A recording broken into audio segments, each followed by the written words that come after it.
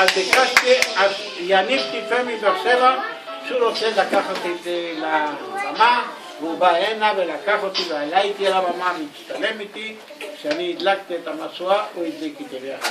בבקשה יניב. טוב, קודם כל נמצא איתי, איפה הוא ברח? בוא קדימה, בוא.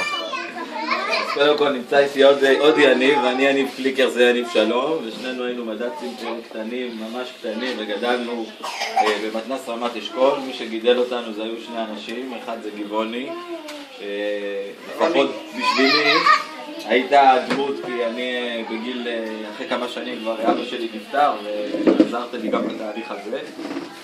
והשנייה היא באמת רונית שהייתה רכזת הנוער, ובעצם שניכם גידלתם אותי ונשאר גם את יניב בתקופה הזאת. אני זוכר לגבעוני את הדברים שהוא אמר לי כשהתגייסתי לצבא. כנראה שיש לך איזו יכולת לנבא עתידות, כי כבר אמרת לי, אני כבר קולט עליך שתישאר בצבא, אבל תצליח אם תשקיע כמו שהשקעת פה. צדקת, מה אני אעשה? אני עדיין בצבא. אז תעשה אולי הסבה, גבעוני, מגדת עתידות, משהו, זה יכול להיות טוב. אז קלעת בול, ובאמת בשנים הראשונות היינו בקשר יותר הדוק, ובאמת חשבת לשאול מה קורה ומה נשמע, והיינו באים לבקר, וזה באמת נותן תחושה טובה.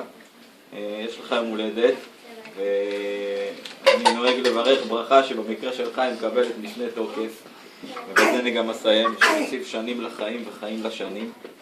כשאתה רוצה לבלות, אתה יודע לבלות, גבעוני. מזל טוב.